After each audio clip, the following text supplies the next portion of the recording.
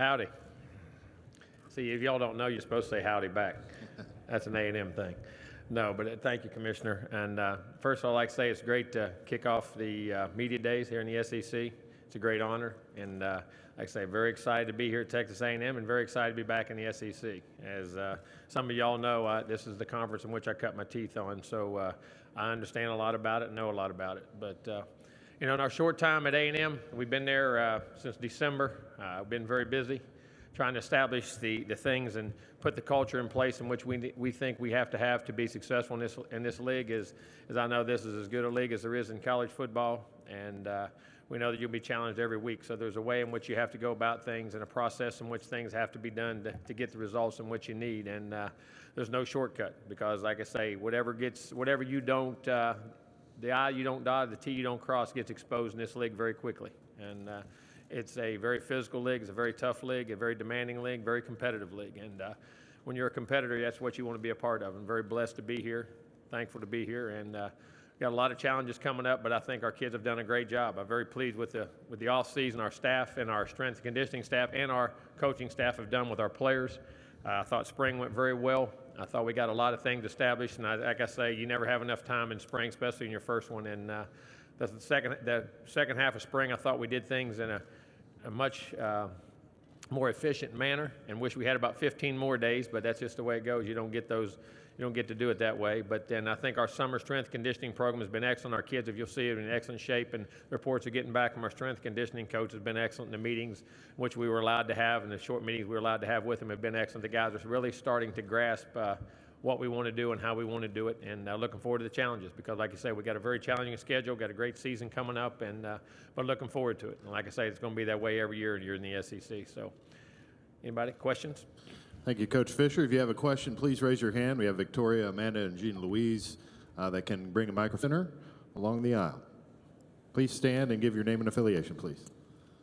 Bill Bender, Sporting News. Jimbo, you've had some early success on the recruiting trail, so what's the most consistent message you're giving about Texas A&M to those recruits? Well, I think first of all is the direction in which we're going and way we believe and why we can have success. And I think but it's a whole comprehensive package. When you're recruiting, I mean, you want to win. Everybody thinks about the winning. But when you get to Texas A&M, when you see the academic success it has, the Aggie network at the end, and then the commitment from the university as far as facilities and the things in which we are, and then the success in which our staff has had at previous stops in which we see the vision of our program, and then playing in the best league in college football, I mean, it makes it very easy to recruit to. And our staff has done a heck of a job there, and the people, and also our players. I think our players have done a great job once we've gotten guys on campus of selling what we're doing and being a part of that, as I say, because I think your players recruit for you every bit as much as the university or your coaches. I think they can sell your program because like I say, when you're around the players and you're there on a visit, they'll tell you within 5 seconds as soon as the coach walks away. He's either full of bull or he's telling you the truth. That's the way it is. And I think our players, our current players have bought in and had a big part of that success. Okay, Coach, we'll go over to our right-hand side. Please stand and give your name and affiliation, please. Hello, Coach. Kamari Darrington with the Montgomery Advertiser. James Foster is one of those recruits that came in. What has been impressive about him to you so far and his role within the quarterbacks right now? Well, I think first and foremost is his ability. He wants to be great. His work ethic, his demeanor. I think the things he did in college and in high school, from building the high school program which he was at and where the levels he took them from, because I believe they were winless when he started out, or had just a few wins when he started out as a quarterback as a sophomore there, and then took him to 10, 11 wins as a senior. I think his competitive nature stand out to me. Of course, he has great arm talent and physical talent, but I've loved his demeanor and his work ethic as much as anything. And also Tank Jenkins in that group too. We got Tank from Montgomery too. All right, Coach, we'll go over here on our left. Gary Smits, Florida Times Union. How you doing, Jimbo? Hey, Gary, how are you, buddy? Pretty good. Jimbo, in the back of your mind, in retrospect, all the years you were at Florida State, did you always think that you would be back in the SEC at one school or the other? I really didn't. I had, like I said, I had no intentions of ever leaving Florida State. Was very happy there and very content there. But as you know, life takes changes and decisions are made. But I was very happy and at a great university there. Okay, we'll go here in the center aisle. Do we have one? Yep. All right, here we go. Howdy, Coach. Jay Clemens, NBC here in Atlanta. You talked about there are no shortcuts, but I see that you have Clemson and Alabama in the first 4 weeks. How does that daunting task that you have, how does that affect your preparation for when you try to change the culture? Well, I think it gets your attention. I'll say that. It definitely makes your kids wonder. And I think when you have those kind of games in the early parts of your season, I think it makes your summer that much better. I think it gets their attention. I think they understand the competition level in which you come to. But, you know, the great teams I've ever been a part of, as crazy as this sounds, you prepared for your opponent, but that wasn't what it was about. It was more about the culture in which you created from within yourself and the way you wanted your team to play. And I think that's what we have to understand first and foremost. It's great that we play those two teams, the top 2 ranked teams in the first 4 games of the year. But I think great teams, it's not that as your opponent becomes faceless, it's not that you disrespect them.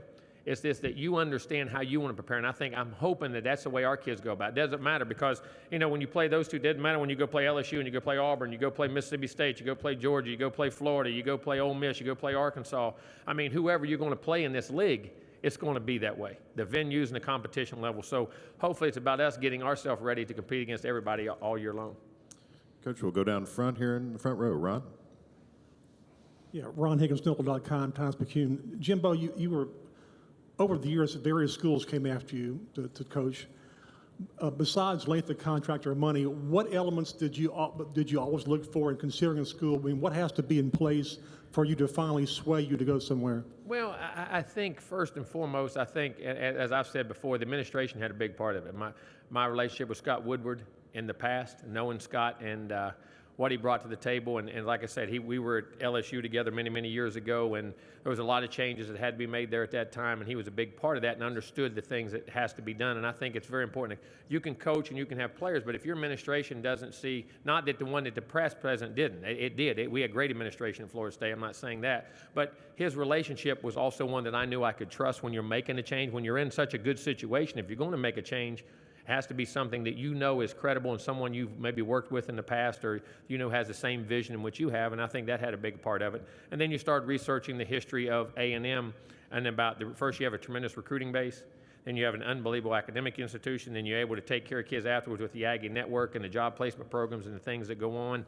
I think it's just an opportunity there and a challenge that I just didn't want to walk away when I knew we had the administration in place that will allow to have the same vision in which we have.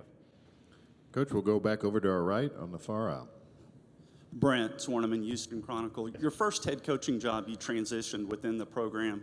What has been the biggest challenge for you in taking over an entirely new program? Well, I think first when you were a head coach in waiting, as we went the first, I believe we might have been the first one at that time. I don't know. At least it allowed you to know the people in the organization as far as in the building about who controlled what, and also the players, what their strengths and weaknesses were. I think the biggest thing was the evaluation of your players, evaluation of your personnel within the building, and the structure of the university of how it operated to get things done and the timetables it had. I think those are challenging when you first go in, and you have to be, as I say, you have a plan, but that plan has to have a little flexibility in it to figure out how things are done. And again, I say this with the administration, knowing the administration, that helped tremendously in that, but that is a different venue than being a head coach in waiting. Coach, we'll go back to our left, the second row. Bob? Hey, Coach. Bob Holt, Arkansas Democrat Gazette. Hey, I was reading, I guess last February, the A&M Chancellor gave you a plaque at a public deal with an open date, win a national championship. Did you know he was going to do that? What was your reaction?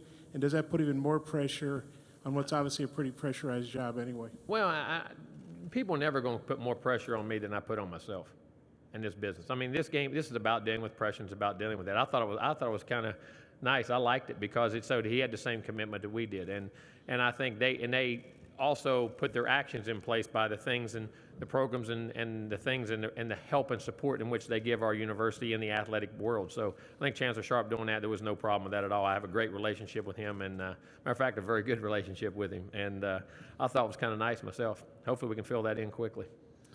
Okay, we're going to go here, second row. Hi, Coach. Tessa Meyer with the AJC. You were speaking about pressure just now. Do you think there's a more intense pressure on new coaches to succeed in the SEC more so than the ACC, especially with Kirby Smart excelling so quickly? No, I don't. I mean, we were able to do it quickly at Florida State. He's able to do it here. I don't. I think you're pressured in today's world. Everybody wants instant gratification. Everybody wants things quickly, and that's just the world we live in. And it's all part of this business is dealing with that and putting things in place to do it. So what you can't worry about is the pressure. You can't worry about the results. You have to go through the process of doing things the right way, because if you don't set things up right, you're never going to get the results you want. It's like the foundation of a house. It may come up quickly, but it'll fall quickly if the foundation's not there. So you got to do things right to be able to execute. But pressure is just part of this world. It's the world we live in. Coach, we'll go back over to our left-hand side along the wall. Connor O'Gara, Saturday Down South.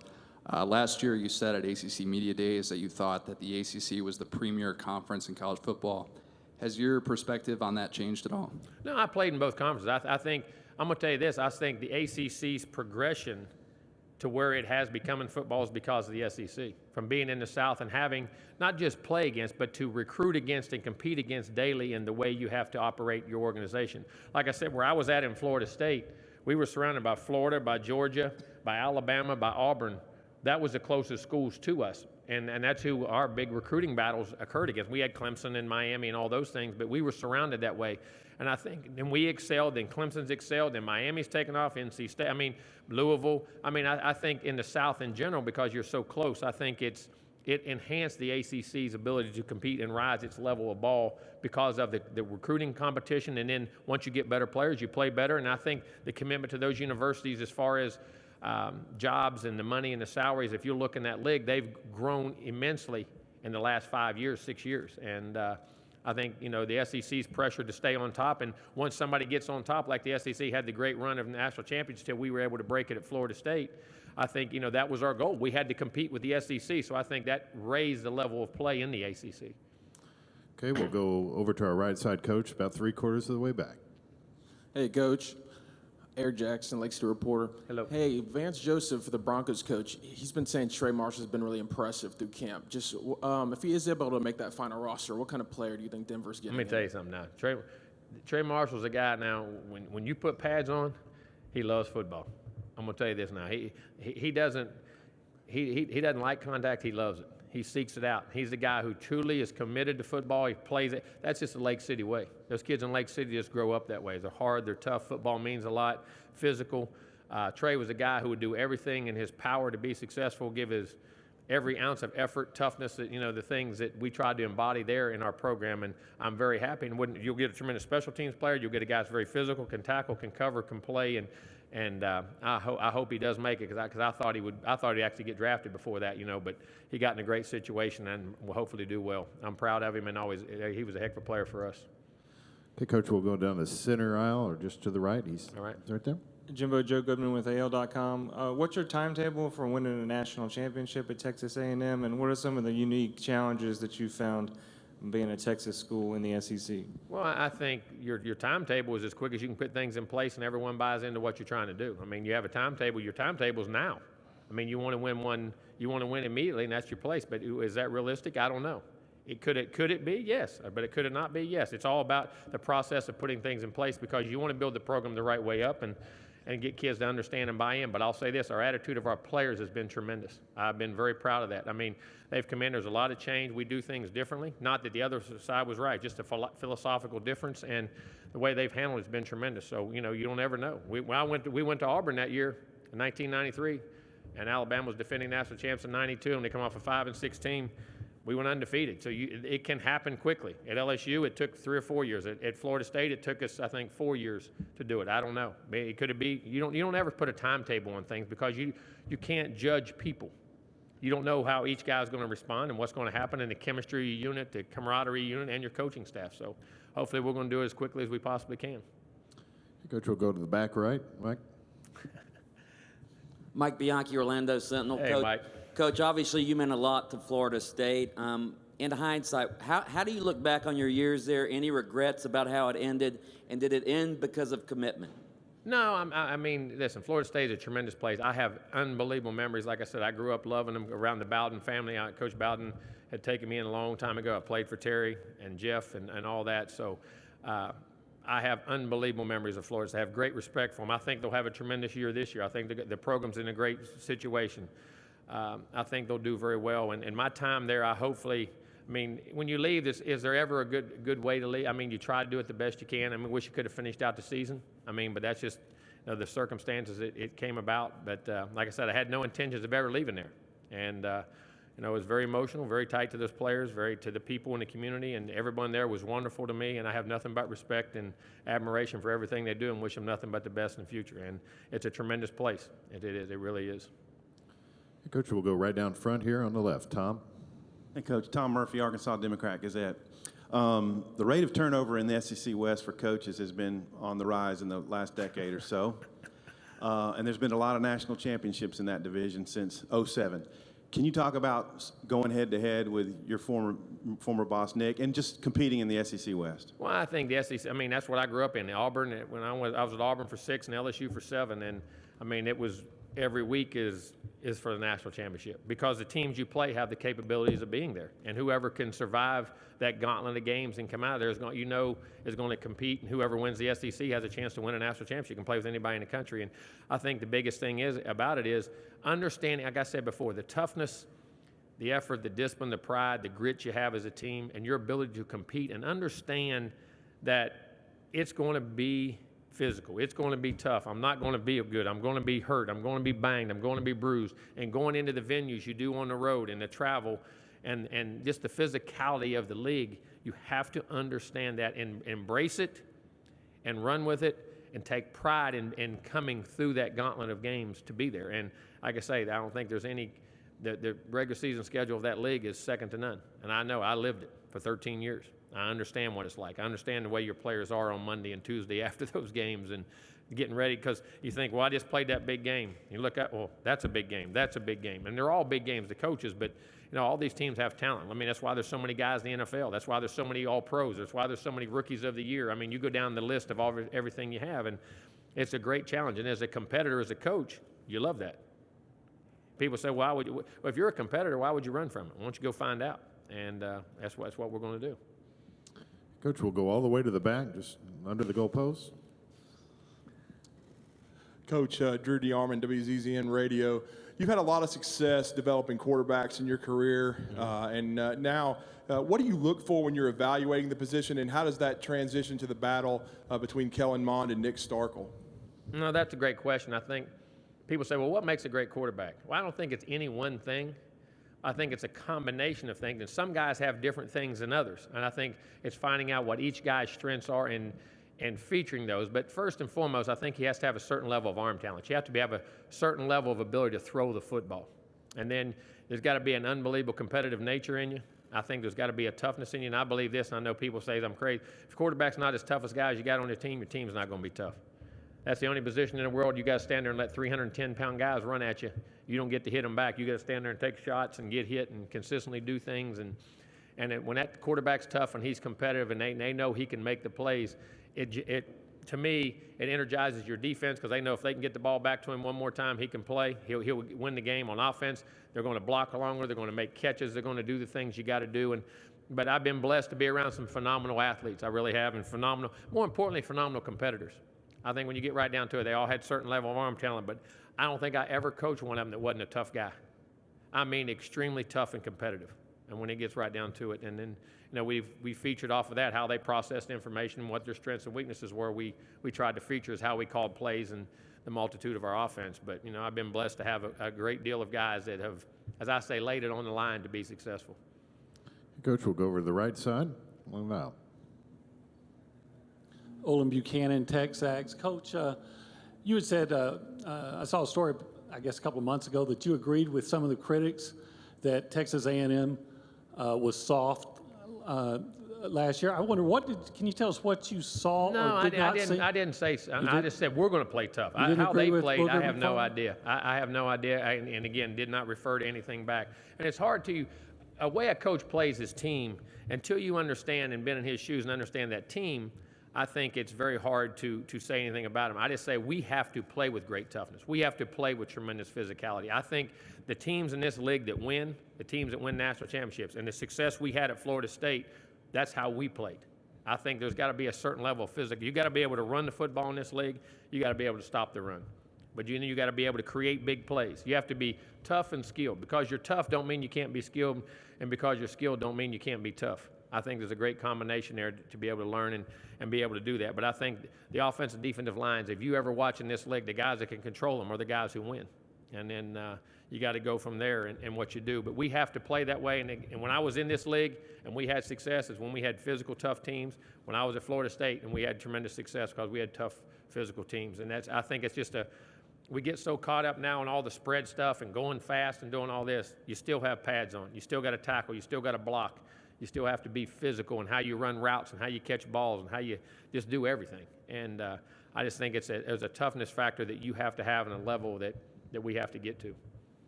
Coach, we'll go in the center aisle, just off to our left just a bit. Tyler Horka, Clarion Ledger in Mississippi. Texas A&M is 2-14 in the last 4 years against ranked teams. Obviously, the division you're playing in, you're going to have a few of those games. How important are those games going to be for you guys this year, and how much emphasis are you going to put on winning them? Well, hopefully put on winning on all your games, because I think each game builds your confidence and your level of how you play. Even though you say, well, that game wasn't important, but we played, it's how you play. Are you playing well and doing the things? Because in those big games that you're talking about, all those games eventually going to come down. I don't care how good you are in this league, they're coming down the last 5 minutes of the game. When you're really good, there's going to be a drive, 2 drives here and there that separate the games. And can you have the confidence to execute under pressure? Because, like I say, when pressure comes, your habits are coming straight to the surface. What you believe, who you are, do you really believe you're going to win, or are you hoping you're going to? You sitting up here, as I call whistling by the graveyard, and just saying things that don't mean anything because we know the press wants to hear them, or do we really believe them? Is it in our culture to think and picture yourself as a champion? When you're talking about playing those games, you got to picture yourself winning those games. Not saying you're going to win them, believing you're going to win them, then preparing to go and win them. And then so those moments and practicing things that you know you have confidence in and you can execute under pressure. And when those pressure moments come, be able to execute them, because it's going to come down to it. I don't care how good you get, how many good players we all get in this league. They're all coming to the end. And who can execute under pressure at the end is going to make a difference. But to do that, you have to see it, believe it, and then you have to go do it and relax and know. And like I say, don't practice till you do it right. Practice till you can't do it wrong, and have total confidence in what you're trying to do. Coach, we'll go all the way back in the back on this left-hand side. Nick Roush, Kentucky Sports Radio. Jimbo, you have a couple of former defensive coordinators, now head coaches in the league. Mm-hmm. How do your relationships change with those guys now that they're opponents? Just try to beat them when you play them. No, but have great respect for them. You know this, when you play against Mark and you play against Jeremy, those teams are going to be extremely well prepared. Mark has done a great job at Kentucky and getting to the bowl game last year and playing. And I think, we did an unbelievable job for us at Florida State. I have great respect for Mark. He's not only a fellow coach, he's a friend. I consider him a friend. He's a great guy. He's a better person than he is coach, and he's one heck of a football coach. And have a lot of respect for him. But, again, there are opponents on the other side. But you know this, you're going to have to play, and how tough they're going to play. And Jeremy did the same thing. We won the national championship when he was there in 13, did a great job of being very multiple in the looks he has, and has a great knowledge of the game. And like I say, he could have been a head coach a long time ago, and he's bided his time and got the right job, and I think he'll be a great opponent. We have time for 2 more questions. We'll start over here on the left, front row. Mark Passwaters with Rivals. Coach, you have talked a lot about running the ball and stopping the run. So my question is this: when you talk about those 2 important units, the running back core and your defensive front, and what you've seen from them so far? I mean, Trayvon's up here. He's been a starter. He's had 1,000-yard season in this league before. Can run the football, but more important, I like his leadership. I think he's very diverse, catching the ball, doing things out of the backfield. I was very pleased with the spring he had. And up front, I was very pleased. Kiki's here with us today. Our Durham up front, Clemens up front. Dalen Mack, I thought, made as much progress in the spring as anybody we had. A big nose guard, 320-some pounds.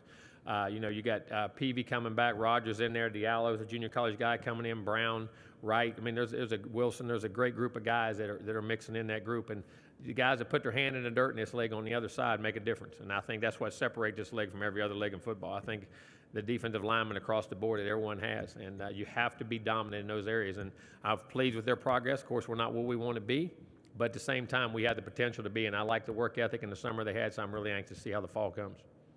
Coach, we'll finish up straight in front of you in the back of the room. Coach Brent Beard from First Coast News in Jacksonville, Florida. Tell us about your defensive staff and what they bring to the program, particularly Coach Elko. Well, I think Mike is a guy that, they always said, who would you hire On defense. Well, I figured it's the guy that gives you the biggest pain in the tail when you prepare for him.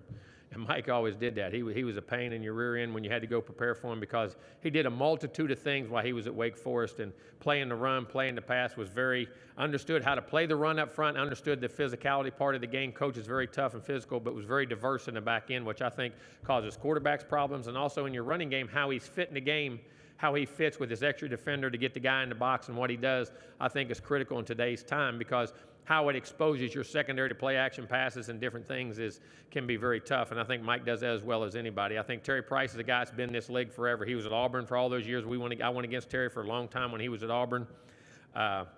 And he was at Ole Miss, has done a great job. He's just coached the first pick of the draft at A&M. He can coach him. He had him at Auburn for years. Terry was a great player at A&M. Bradley Del Pivito, linebacker coach. Bradley Del I coached with at LSU. Great job. We had great teams there, great defenses, has been a coordinator, has been a head coach. So you got a guy that's been across the board. And that Mo Lindquist is another guy. In the secondary is a bright young guy he was actually at Mississippi State one year with Dan Mullen. And left out of there, but did a great job. It was very highly recommended. We interviewed him. I thought did an unbelievable job. I think he's a bright young guy in this business. And Elijah Robinson, who's a guy was coaching at Baylor when we got him from there, but he was previously at Temple with Matt Rule when they had those great runs up there. And he recruited and coached and had some first-round picks at Temple. Did a great job. Great fundamental coach, great energy, does a great job on and off the field with those guys. So I really like the staff, and I think Mike does a great job with those guys, getting them to understand they're young, they're energetic, but they're very intelligent. I think you'll see there's some guys in that group going to be in, you'll hear their names quite a bit as coordinators, possibly head coaches down the road in the future of this game, and very blessed to have them all. Coach Fisher.